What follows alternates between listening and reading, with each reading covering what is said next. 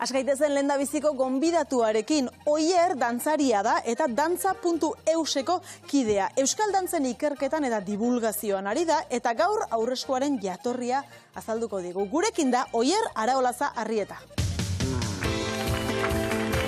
Kaixo, Oier, arratsaldeon.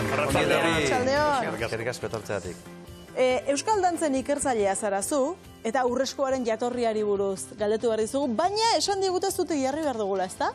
Bai, nik uste dut dantzaz aritzeko dantza bera edo gure gorputzak beharrezkoak izaten dira. Orduan, laguntzen banuzue bintzat, hona etorriko nez, eta elkarri eskuak eman. Bueno. Horrela? Aurreskua esaten dugunean, kontuan hartu behar dugu beti izen asko izan ditula dantza honek, molde honek, historien zehar, eta horietako bada aurreskua, baina badira beste zenbait, eta soka dantza, dantza soka, dantza korda, zortzikoa, dantza luzea, edo eskudantza. Eta eskudantza, litzateke hain zuzen ere, oin egiten ari geran, ezta? Elkarri eskuak emanda soka bat osatzen dugula. Gaur egun kalejiretan asko egiten dena, ez da adibidez. Hori da, kalejira litzateke, garai bateko soka dantzen azken astarna. Azken astarna, gure erromiretako dantzetan geratzen zaigunetakoa. Kontua da, eskudantza hauetan, badela bat aurrean dena, eta beste bat atzean. Gilitzateke atzekoa. Atzeskua. Atzeskua, ondo. Eta aurreskua. Aurreskua. Aurreko eskua. Aurreskua. Horti dator, aurresku kontrakzio edo, zera, batu hori. Gudantza gaitzaten da. Guerdiko behatzak edo... Nei bertsolari bate baina esan zian, bertsotan ere batzutan binaka aritzen zeratenean plaza irekian, aurresku eta atzesku terminoak ere tarteka erabili izan direla. Bidea irekitzaile eta bestea rematatzaile edo, ezta? Ba, dantzan kontu bera da. Aurreskuak gidatzen du eta tira egiten dio sokari eta bidea irekitzen du, berak egiten ditu mugimenduak, adibidez zubi bat, egin nahi baldin badugu, eta besteak beti atzetik, edo beste zubi bat atzeskuak ere egiten baldin badu, denak hortik pasa gaitezke. Epa, Maiale. Ongi, Buelta eta guzti, Hau da aurreskua. Hau da, eta hau izan da aurreskua, budakigunik azken 3-4-5 mendetan. Izen desberdinekin, eta azken mendean, batez ere, 19. mende erditik aurrera, aurreskua izenarekin. Eta zer gertaitu zaigu azken txampa honetan? Ba, zuen tokira eseri, eta aurreskularia bakarrik geratu dela, plazaren erdian. Eta upena bada. Bai. Talde dantza bat zena, kolektiboa, parte hartzailea, bihurtu da individuala. Gizartea bezala, ez da? Pixka bat, nola joan geren bilakara horretan. Eta parte hartzaile hori, hitza hori, bihurtu da exhibizio eta ikusi. Hau da, funtzioak oso bereizita. Dagoeneko, ematen du, dantzan aurreskua egiteko, dantzari ikasia, prestatua eta izendatua izan behar dela, ezta?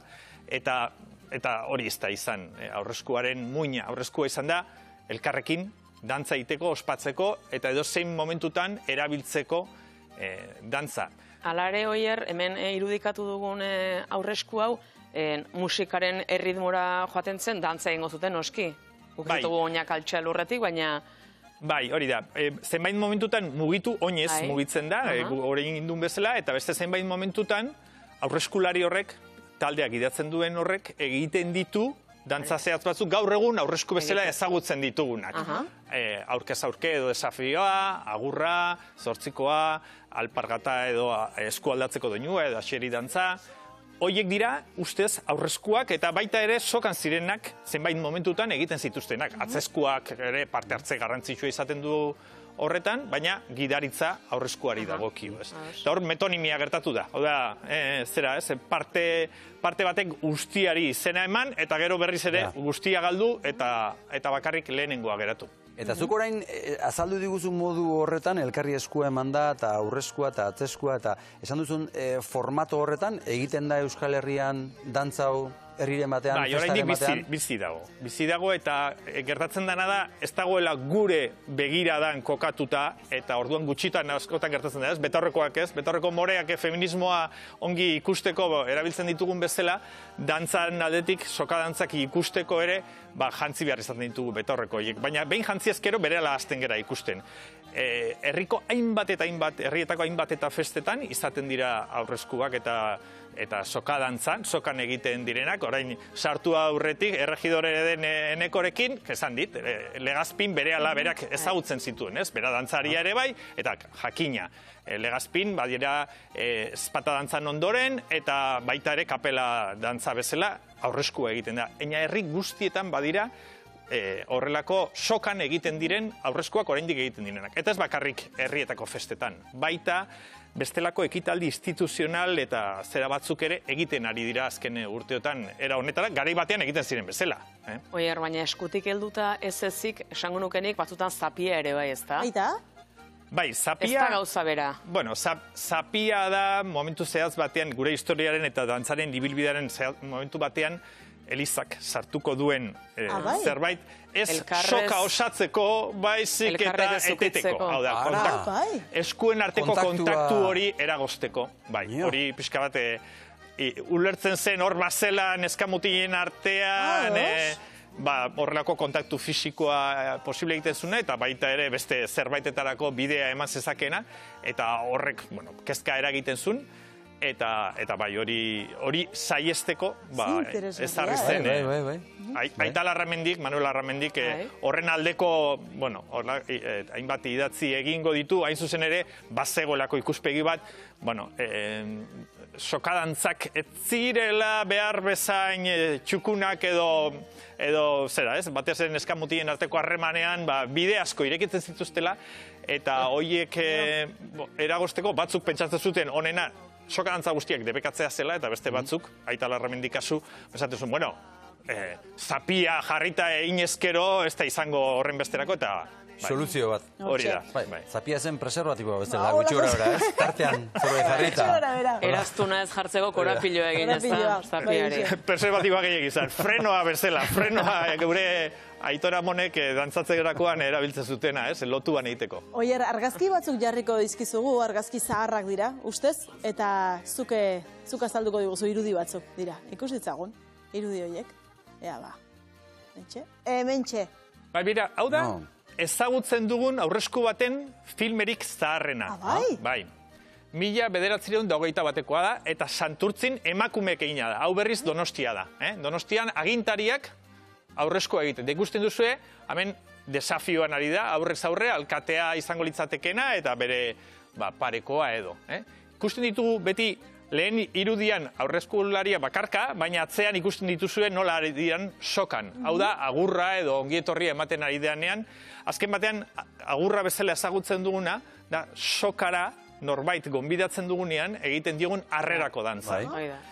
Horregatik nik garrantzia ematen diot taldetasunari. Ze azken batean, ohorea ez da inork zuri agurra dantza egitea, baizik eta zuzeu soka horretara gonbidatzea. Hau, nik uste dut ikusi dezakegun irudik unkigarrienetako bada, 1929, Gerra Zibila bukatu berritan, eta Telesforo Monzon, orduko Eusko Jaurlaritzako ordezkari izan zenetako bat, aurreskua dantzatzen, beraiek dantzatzen. Ez zuten inork kontratatzen edo deitzen dantzazi ezaien, baizik eta norberak egitea zen kontua, ez? Hau dia Santurtziko emakumeak lehen aipatutakoak, eta hemen berriz ere, Donostiako Konstituzio plaza edo plaza berrian, aurreskua egite. Ikusten dugu orgoian nola diren, sokan guztiak. Ez baitauka zentzurik bakarka egitea. Aurreskua atzetik espaldin badago inor, ez da, ez aurresku, ez atzesku, ez ezerrez, bakarrik zaude. Da, eskua, ez da? Eskurik zureak, ez, zure buruarekin. Eta dantza honen mamia, muina, esanaia taldetasunean dago. Gu geu gara, hau ospatzen dugunak, elkarrekin ospatzen dugunak. Eta egiten duguna da, norbait gonbidatu gurekin batera dantzatzera.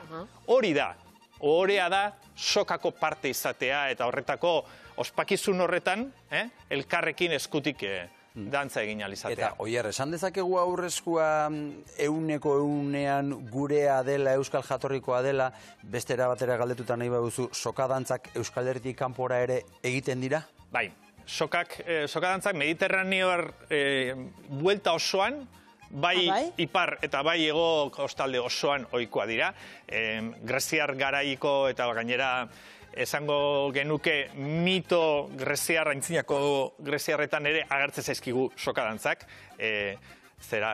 Minotauroaren labirintoan Teseok Ariandaren sokari tiraka, barrunbe haietan Minotauroaren bila egiten duenean, Ariandak eusten dio sokari kanpoan berriz ere atera dadin, eta esaerak esaten dute, elezarrek esaten dute, dantzan egin zuela labirintoan barrena, eta dantzan atera zela berriz ere labirintotik.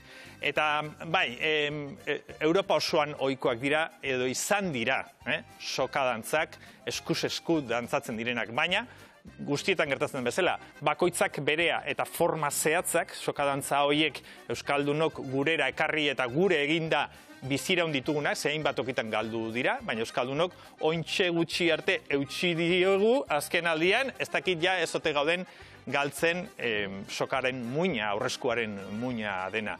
Baina, bai, 4-5 mendez benetan indarri karagarri zeutxi diegu eta izan dira gure herriaren simbolo nagusietako.